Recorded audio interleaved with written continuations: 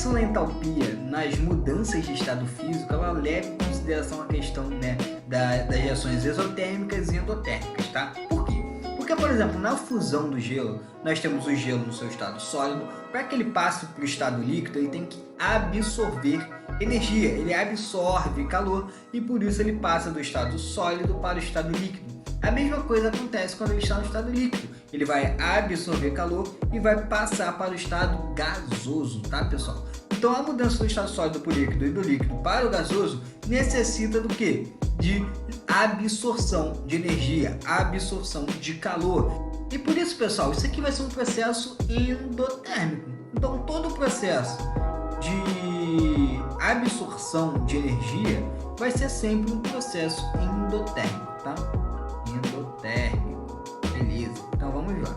Bom, e aí, e o processo inverso? E o processo de passagem do estado gasoso para o estado líquido ou do estado líquido para o estado sólido? Esse é o processo inverso. Se é o processo inverso, se na ida é um processo endotérmico, na volta será um processo exotérmico, tá? Então você vai ter aqui um processo exotérmico acontecendo nesses dois casos, tá? Então, endotérmico de sólido para líquido e de líquido para gasoso, e de gasoso para líquido e de líquido para sólido é um processo exotérmico que precisa liberar essa energia, tá?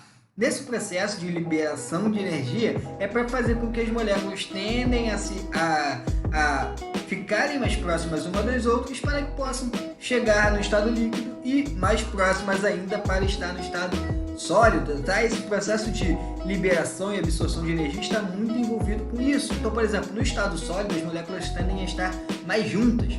Quando elas vão para o estado líquido, a ideia é que elas se espalhem, se separem mais, tá? A mesma coisa acontece quando a gente vai para o estado gasoso, elas ficam muito mais separadas, tá? Então elas ficam muito mais soltas uma das outras. Então esse processo de absorver energia é para que elas possam ter energia suficiente para quebrar essas ligações, essas interações uma com as outras, tá? E fazer com que elas fiquem mais espalhadas, tá? Já o processo inverso, o processo, né, de gás para líquido, é o processo inverso. Você tem que liberar essa energia, você vai liberar essa energia, as moléculas ficam ali mais lentas, mais próximas uma das outras e tendem a se ligar, a interagir uma com a outra. Então a molécula que estava muito afastada uma da outra vai tender a se aproximar, vai tender a se ligar, a interagir uma com a outra. E quando vai de líquido para sólido, mais ainda, elas vão ficar muito mais próximas, muito mais ligadas uma das outras. Beleza, pessoal? Bom, a quantidade de calor necessária para provocar, por exemplo, a fusão de 1 mol de água é denominado entalpia de fusão. Então esse nome entalpia, variação de entalpia, vai ter de vários processos: entalpia de combustão, entalpia de fusão, de vaporização, tá? Depende do processo que está acontecendo. Nesse caso, a mudança da água do estado sólido para o estado líquido é o processo de fusão. Então aqui eu vou ter a entalpia de quê? De fusão, tá? Entalpia de fusão, que vai liberar aqui, ó, sinal positivo, reação endotérmica, vai liberar 7,3 kJ por mol de energia. Beleza, pessoal? O mesmo é o processo de vaporização. No processo de vaporização eu vou ter a mesma questão aqui, ó. Eu vou ter a água passando do estado líquido para o estado vapor, certo? Então aqui eu vou ter o que? A entalpia, tá? Entalpia de quê? Agora, como é o processo de vaporização, mudança do estado líquido para o gasoso, entalpia de vaporização, tá? E o valor vai ser equivalente à variação de 44 kJ por mol, mais 44 kJ por mol é uma reação endotérmica. Beleza, pessoal? Bom, acho que vocês conseguiram compreender como varia a entalpia nos estados físicos. E aí, se a gente considerar o processo inverso deles, nós vamos ter, como a gente já viu, uma reação que é uma reação exotérmica, tá? Então aqui, na água passando de líquido para sólido, se na água passando de sólido para líquido era mais 7,3, de líquido para sólido é menos 0,73, menos 7,3, né? Que é um processo exotérmico, beleza, pessoal? Processo exotérmico. Agora, a água de vapor para líquido vai liberar 44 kJ, tá? Então, um sinal negativo. Por isso eu tenho aqui uma reação exotérmica, tá pessoal? Então vocês têm que ficar espertos nesse processo. Nesse primeiro processo aqui, passagem do estado líquido para o sólido, é uma reação de solidificação. Então a entalpia é a entalpia de solidificação da água. Já o processo de Barge, mudança do vapor para o líquido, é um processo de liquefação ou condensação. Então você pode ver a entalpia de liquefação ou a entalpia de condensação. Também pode ser chamada dessa forma, beleza? Bom, pessoal, e essa entalpia ela leva algumas coisas em consideração. Essa variação da entalpia vai levar algumas coisas em consideração, que seria a temperatura, seria a pressão, o estado físico, o número de mols e a variedade alotrópica das substâncias envolvidas, tá? Então, a variedade alotrópica é os tipos de alótropos. Então, o carbono grafite e o diamante, tá? Então, são essas variedades alotrópicas que eu tô falando. Então, ele vai levar todas essas coisas em consideração, tá, pessoal? Para fazer essa variação da entalpia, para termos esse valor de variação de entalpia, tá? Dessa forma, foi criado um referencial, tá? Para fazer a comparação. Então, a entalpia padrão. O nome desse referencial é entalpia padrão. Então, vocês têm que ficar atentos que a entalpia padrão é a entalpia nas condições padrões, na condição de temperatura padrão, na condição de pressão padrão, no estado físico padrão, no número de mols padrão e também na variedade alotrópica padrão, tá? Então vocês têm que ficar atentos, porque sempre que nós falarmos de entalpia padrão, tem que levar todos esses caras em consideração, beleza?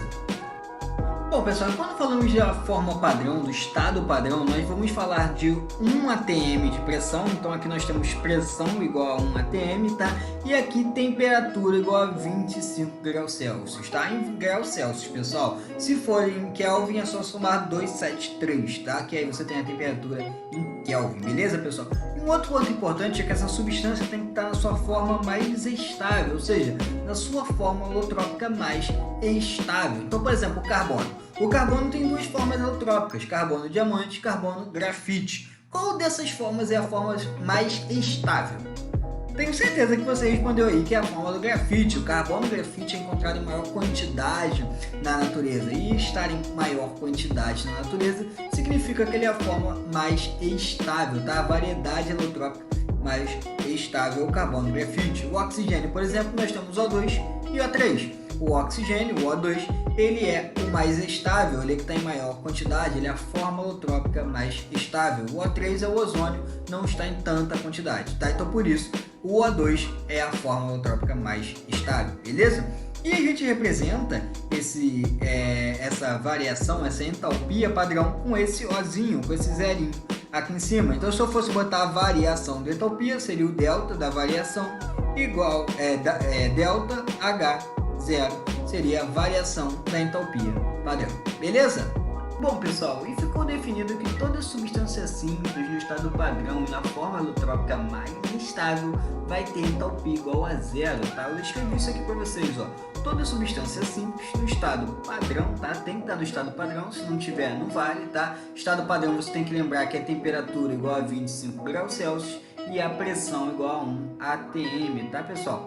E na sua forma holotrópica mais estável, ou seja, naquela forma mais encontrada na natureza, terá entalpia igual a 0. Isso mesmo, o valor da entalpia será 0, tá? Então, por exemplo, eu posso pegar o O2. O O2, o ar que a gente respira, o oxigênio, ele está na sua forma holotrópica mais estável, o O2, porque poderia ter o O3, por exemplo, que é o ozônio, tá? Mas a forma holotrópica mais estável é o O2, tá? Ele no estado padrão, ele é uma substância simples, tá? O que é uma substância simples? Uma substância que é formada por um único elemento, tá? O2 só tem oxigênio, então é um único elemento, por mais que ele tenha mais de uma atomicidade, ou seja, tenha mais de um átomo ali de O2, de oxigênio, tá? Mas ele ainda é uma substância simples, porque é formada por um único elemento, tá? Outro exemplo aqui é o H2, hidrogênio, tá? Também é uma substância simples, tá? Temos exemplo aqui o carbono grafite. Carbono grafite, ele é um elemento, uma substância simples, tá? E ele está na forma holotrópica dele mais estável, tá? O grafite é a forma holotrópica mais estável, que está em maior quantidade na natureza. Por exemplo, o carbono, que é o carbono diamante, que a gente vai botar ele aqui, ó, O carbono diamante ele também é uma substância simples, porém ele não está na fórmula trópica mais estável, tá? Não é a fórmula trópica mais estável. A mesma coisa vale, por exemplo, o A3 que eu falei para vocês, o ozônio. O ozônio ele também é uma substância simples, porém não é a fórmula trópica mais estável, então eles não vão ter, esses dois não vão ter entalpia igual a zero, tá? A gente pode dar uma olhada melhor nessa figura que eu estou mostrando aqui para vocês, ó. Nessa figura nós temos que o carbono grafite, olha, ele tem entalpia igual a zero. Por quê? Porque ele está em 25 graus de temperatura e ele está a uma pressão de 1 atm. Então ele está no estado padrão, é a fórmula alotrópica mais estável dessa substância simples. Já o carbono diamante, olha só, muda, ele tem entalpia, ele tem um valor de entalpia de 1,89 kJ por mol, tá? Então, como ele tem esse valor, na verdade, porque ele não é, na verdade, ele não é considerado a fórmula alotrópica mais estável, beleza? A mesma coisa vale para o oxigênio aqui. O oxigênio, o O2, ele tem entalpia igual a zero quando ele tem temperatura igual a 25 graus e pressão igual a 1 atm, tá? Porém, quando ele está na forma de ozônio, o oxigênio, ele vai ter um valor de entalpia, 142,7 kJ por mol, tá? Então, quando ele não for O2, ele vai ter um valor de entalpia. Um outro exemplo legal é o oxigênio atômico, olha só, ele tem entalpia maior ainda, 249,1 kJ por mol. Então ele tem um valor de entalpia quando é o oxigênio puro, não é o O2, é só o O. Quando ele está nessa forma atômica, ele também tem um valor de entalpia. Por quê? Porque o O não é a fórmula alotrópica mais estável. Isso significa que o oxigênio que a gente tem na nossa atmosfera é um oxigênio na forma de O2. Se ele estiver na forma de O, não é a forma que ele está mais estável, na forma que ele se encontra na natureza. Então a forma que ele se encontra é mais estável na natureza é como O2. Olha só que maneiro, né? Mas é isso, pessoal, espero que vocês tenham compreendido essa diferença. É óbvio que vocês não vão ter que gravar o valor da entalpia, por exemplo, do ozônio, do carbono do diamante, vocês não vão precisar saber isso. O que vocês vão precisar saber é que uma substância simples, no seu estado padrão e na fórmula alotrópica mais estável, você vai ter que saber que a entalpia dele é igual a zero. Então tem carbono diamante, carbono grafite, tem um oxigênio, tem um H2, tá? Então todas essas substâncias simples terão sim a entalpia igual a zero, beleza?